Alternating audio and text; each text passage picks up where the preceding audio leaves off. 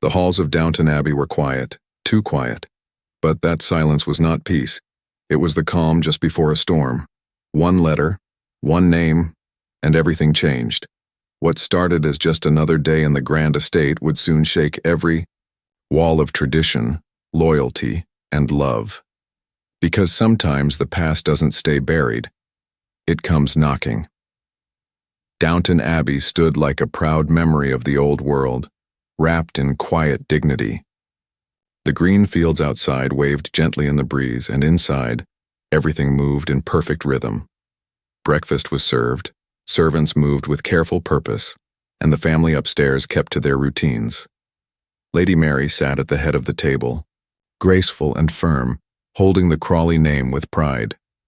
Her words were short, her gaze sharp. She had learned to carry strength in silence. Across from her sat her sister, Lady Edith. Once timid and unsure, she now carried herself with quiet confidence. She was no longer just Mary's shadow. She had built her own world, her own voice. Though the air between them was no longer ice, it still held a chill, like two storms always passing each other by, never fully touching. Lord Grantham, Robert, observed them both. Age had softened his tone, but not his concern. He had seen wars, heartbreaks, and change, but he still worried most about the future of Downton, who would carry it and how. Downstairs, the staff worked with calm familiarity. Carson, though technically retired, still checked every detail, standing tall and proud as if he himself were one of the Abbey's pillars. Mrs. Hughes remained his steady partner, guiding the younger staff with firm but kind hands. Anna and Bates shared a rare quiet happiness, always watching, always caring. It all felt normal. Too normal. Then the letter came. It was handed to Carson during the afternoon tea preparations. His eyes scanned the elegant handwriting, but something in his face changed, a twitch in his jaw, a long pause. Then he looked up, walked slowly to the drawing room, and handed the envelope to Lady Mary. She opened it. Read it once. Read it again. Then her fingers curled around the paper. Her expression didn't change, but the room did. The warmth drained, and a cold wind seemed to pass through the grand space. The guest will arrive by evening train, she said flatly. Edith looked up. Who is it? Mary did not answer right away. Instead, she folded the letter with care, like it might burn her fingers. Then, she said a name that hadn't been spoken in Downton for years. Edith's lips parted. In shock, even Lord Grantham raised his brows. Why now? He asked quietly, more to himself than anyone else. The staff noticed the change, too. Anna saw the flicker in Mary's eyes, and even Carson, ever composed, looked unsettled. The Abbey's calm rhythm was breaking. That evening, the Abbey prepared for its guest. Flowers were refreshed, silver polished. The air was filled with nervous energy. No one said it, but they all felt it. This visit was no simple social call.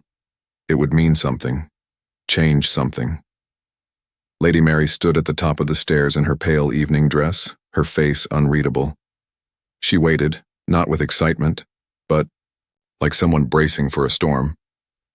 Outside, the sound of a car approached. Inside, silence fell. The guest had arrived, and with them, a wave of the past that was ready to crash into the future of Downton Abbey. The car pulled up slowly to the front of Downton Abbey, wheels crunching softly on the gravel. The sound echoed like a warning across the courtyard. Thomas, Barrow stepped forward to open the door, but even he hesitated. Whoever was inside wasn't just a guest. They were history in flesh and bone, carrying old wounds, unanswered questions, and something unspoken that made the air feel heavier. From behind the glass, a figure emerged, tall, poised, and dressed. In a deep navy coat, the visitor stepped onto the stone path with calm confidence. It was Mr. Henry Talbot. Years had passed, but time had only sharpened his charm and deepened the shadow behind his smile. His eyes swept over the grand house, pausing for just a moment before walking forward. Lady Mary stood at the top of the staircase. She didn't move, not even a step. For 1 second, she allowed herself to look straight at him. No words, No welcome. Just a stare that spoke of memories both bitter and sweet. "Mary," Henry said, his voice low and familiar. She nodded slightly. "You're early." Couldn't wait. The tension between them was like a drawn wire, tight and dangerous. Downstairs, even the staff held their breath. Anna, standing in the hallway, watched quietly, sensing that this visit wasn't just about manners or memories. It was about something unresolved, something personal. At dinner, the table was set to perfection, but the mood was far from it. Henry sat beside Lady Mary, too close for her comfort, yet too familiar for her to refuse.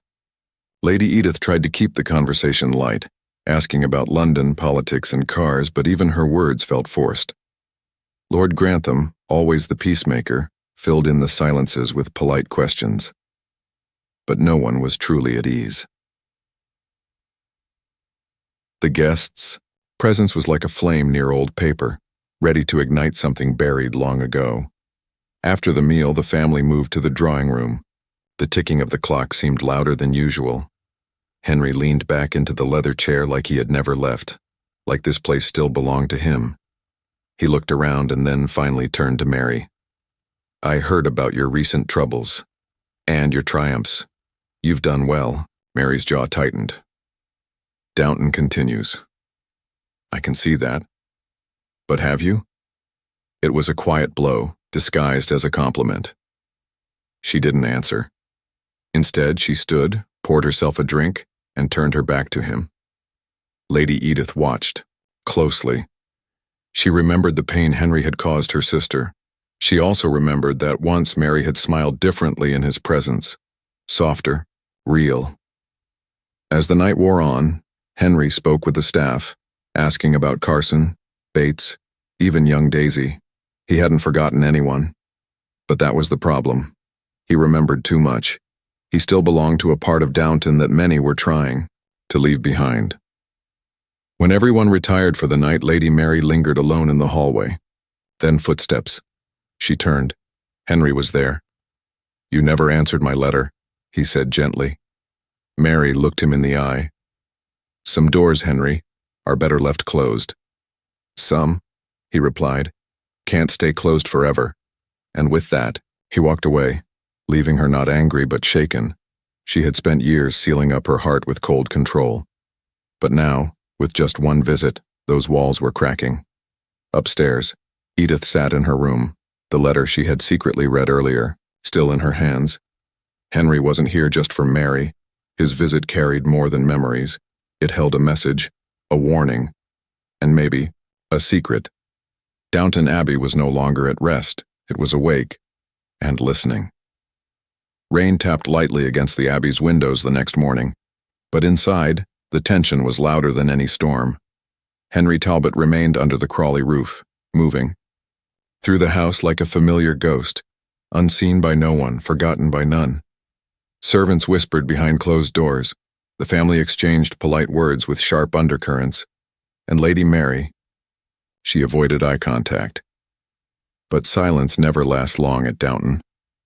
It began in the library. Henry sat across from Lady Edith, a cup of tea untouched between them. His voice was calm, but his words deliberate. "You never told her, did you?" Edith's hands froze. "Told her what?" He leaned forward, his gaze steady. "That you were the one who convinced me to walk away."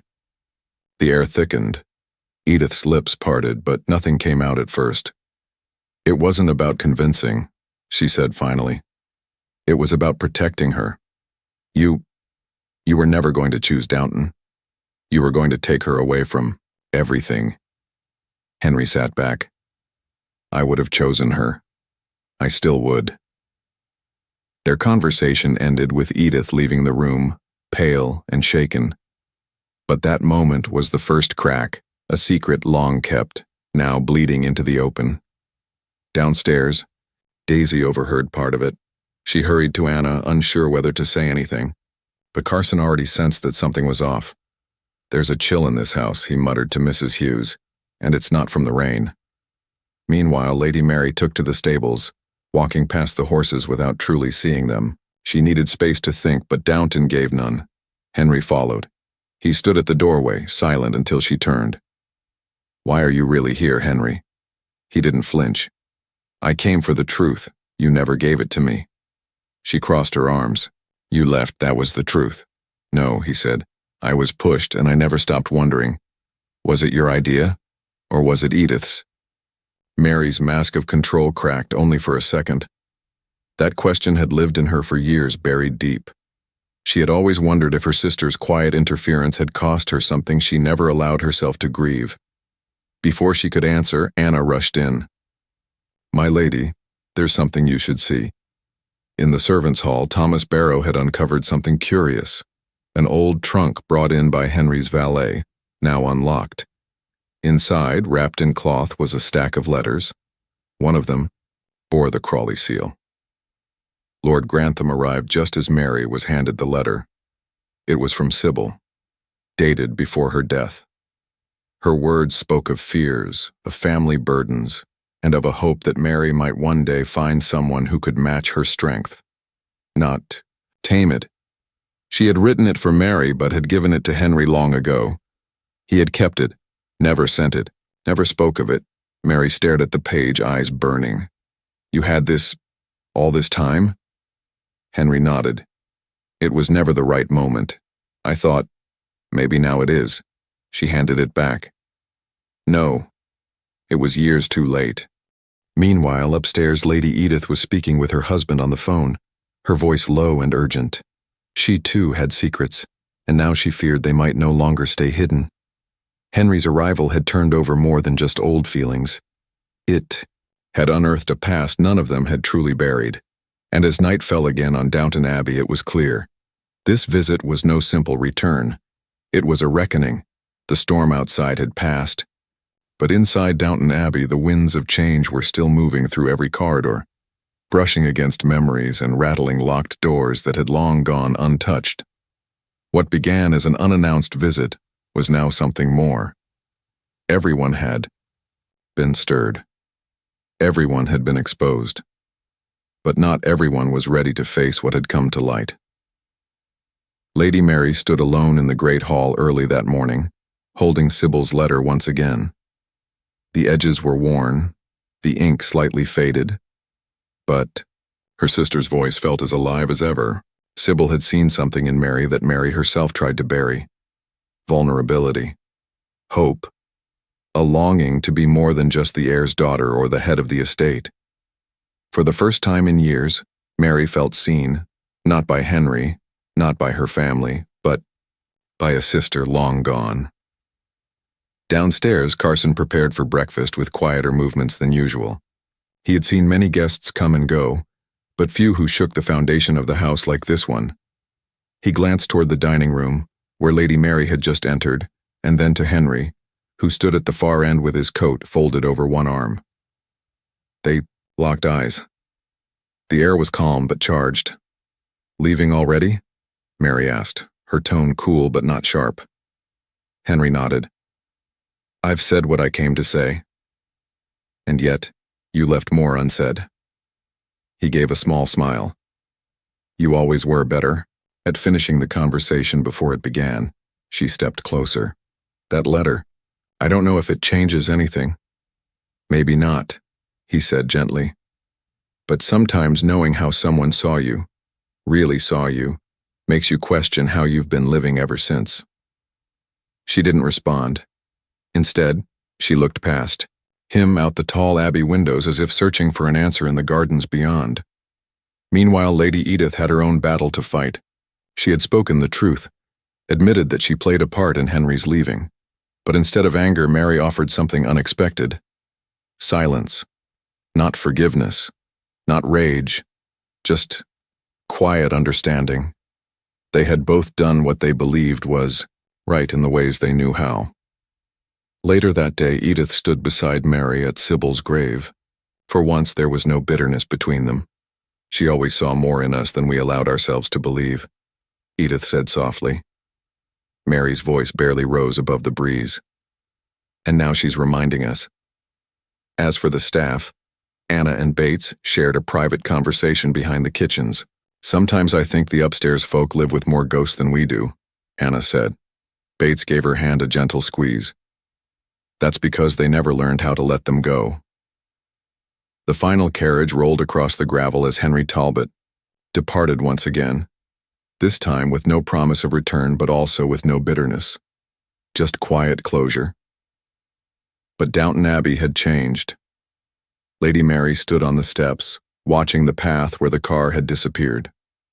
She looked smaller than usual but lighter. Something had been lifted, not forgotten, not forgiven, but faced. Inside, Lord Grantham raised his glass at dinner. To Sybil, he said. To truth, said Edith. And Mary, after a pause, added, to not letting the past keep us from the future. The candles flickered as they clinked their glasses. Because at Downton Abbey, traditions may stand firm, but the heart of the house is always beating, always changing, always waiting for the next chapter, and the next chapter had just begun.